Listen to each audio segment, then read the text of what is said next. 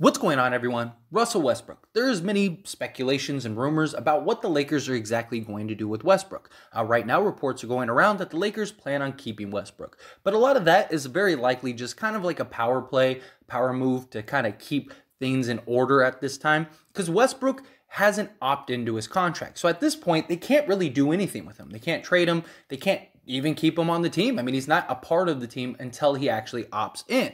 And many believe that once he opts in, that's when the Lakers will pursue trades and very likely could have trades lined up and Westbrook will be shipped out and moved on. So one of the trades that was thrown out by Trevor Lane, part of Lakers Nation, which I wanted to talk about and hear your thoughts and opinions on, is the potential of Russell Westbrook being traded back to an old team. And that team is the Washington Wizards. Now, the Washington Wizards, they basically got a king's ransom in many ways for Westbrook, so it made sense for them to trade for him, and it would make sense for them to take him back. And the proposed trade was Kristaps Porzingis and KCP for Russell Westbrook.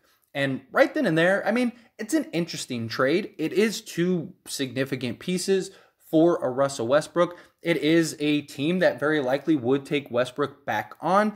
They got rid of Dinwiddie and traded for Kristaps, which kind of just was like, hey, we're going to trade one problem that isn't working for us for your problem that isn't really working for you. So that was kind of the swap idea. And at least with the Westbrook trade, the Wizards get a guy that they know worked with Bradley Beal before in the past, and he's in a $47 million expiring contract. So if it doesn't work the second time around, they can just let him go. They can just move off of him, right?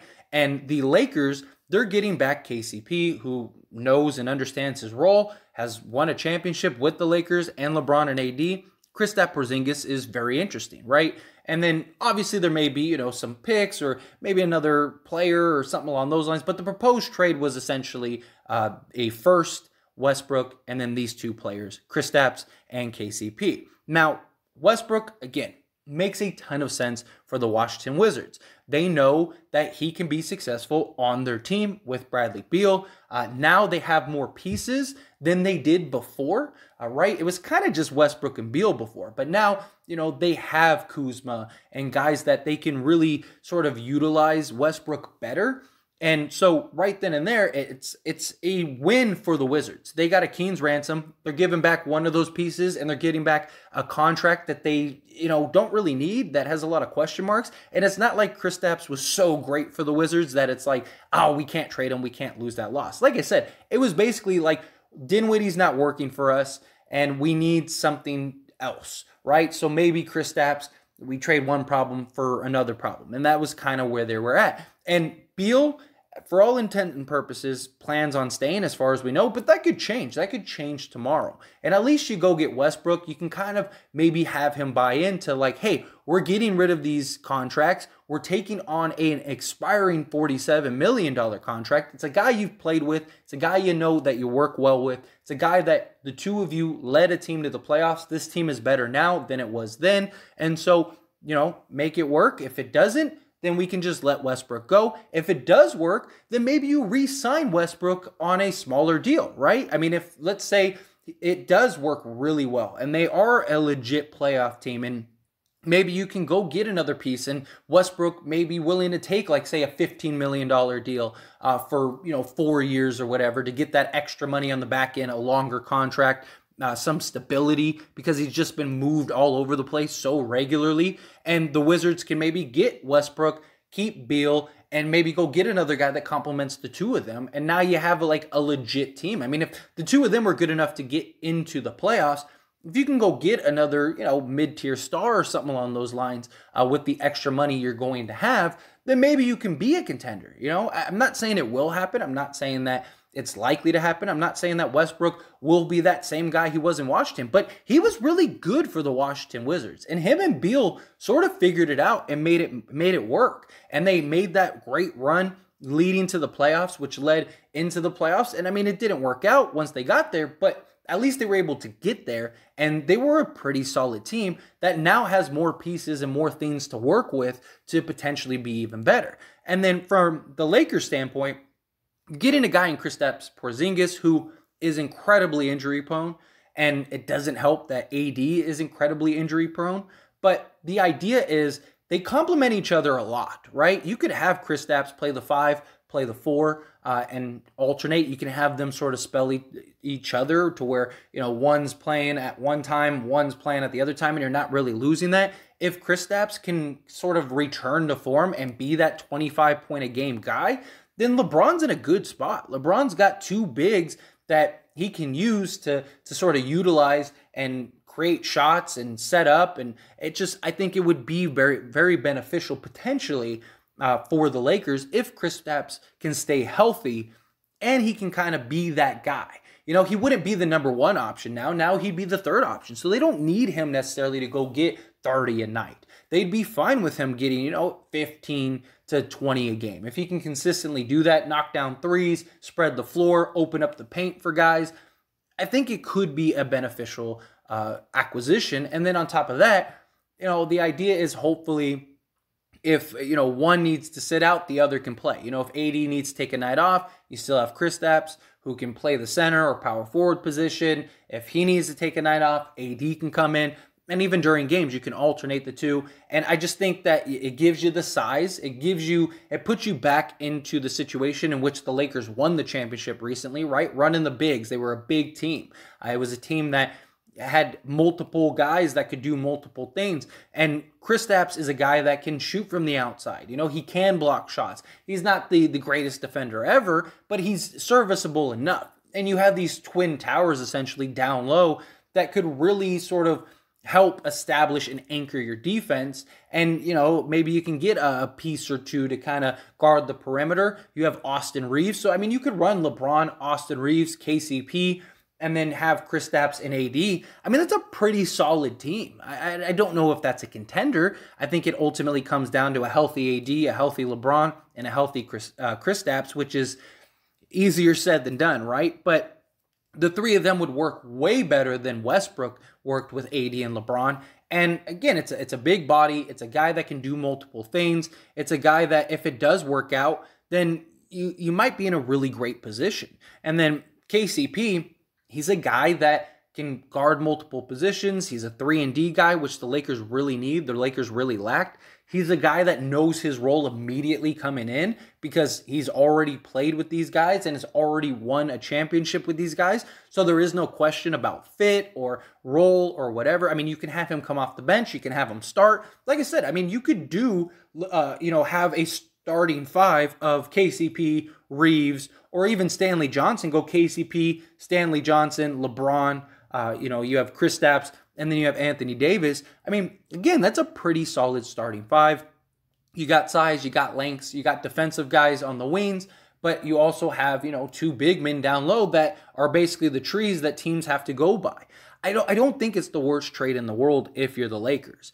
I think it just comes down to health, which is the biggest concern. But that's kind of the concern anyway, right? With AD and LeBron, even if you have Westbrook, even if you go and trade Westbrook for some other pieces, some role players, the Indiana trade for Brogdon and Buddy Hield, like Brogdon is injured as much as Kristaps is. And so I don't think you should think about like, what if he's constantly injured? I know it's a big issue. I know it's a big concern, but you have to go on the idea of like, what could these 3 players be if they're healthy come playoff time?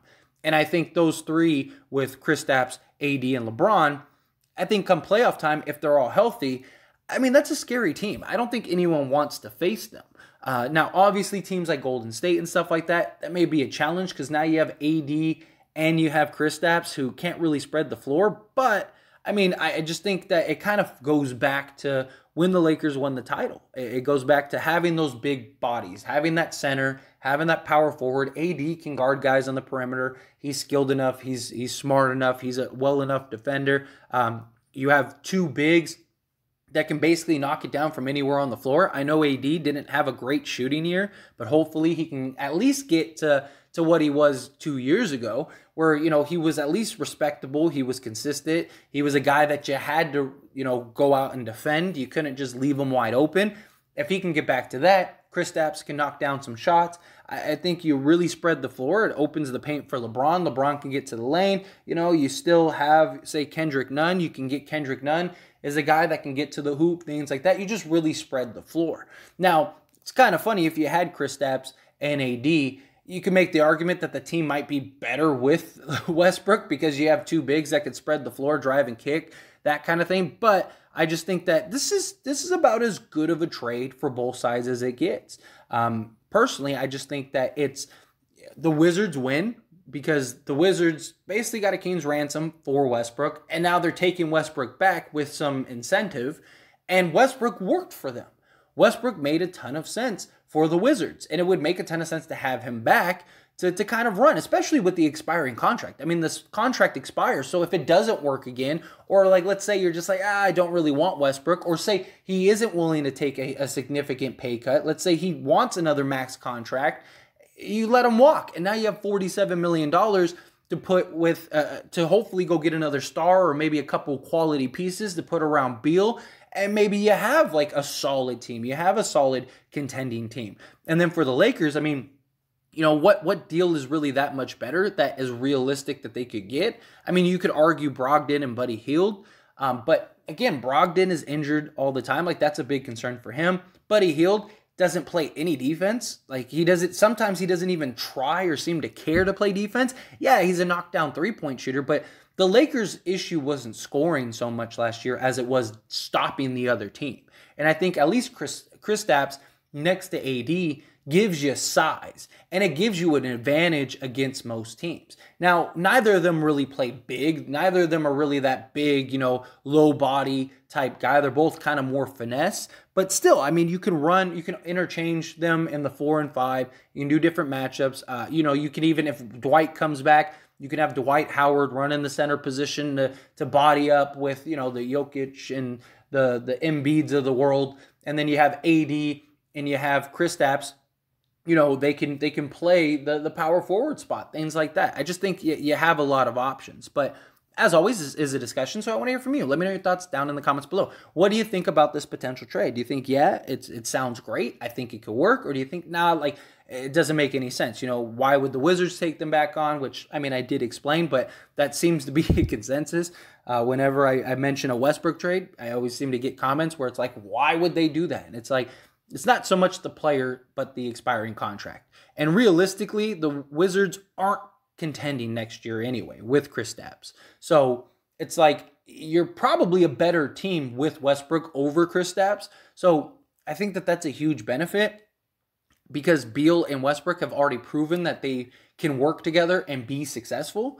And so I think that that's a huge benefit. Westbrook might actually be happy going back to Washington because it's a familiar place. I think the Lakers get a solid big who could potentially be, you know, their third star, could be a guy that, you know, if he can consistently average, you know, 15 to 20 points a game. I think it's a great position for Kristaps because he doesn't have to be the guy.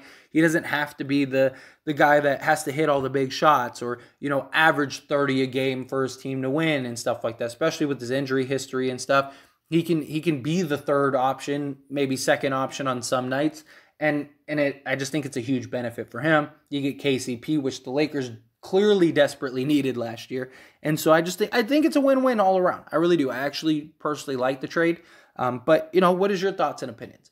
Do you love it? Do you hate it? All these things I'd love to hear down in the comment section below. That being said, if you haven't liked this video, hit that like button. Helps me a lot. Lets me know you enjoy these types of videos, and I truly appreciate it. If you're not subscribed to the channel, hit that subscribe button, followed by the bell notification. Stay up to date with all things sports, join this wonderful community and all of our discussions. See you all in the next one.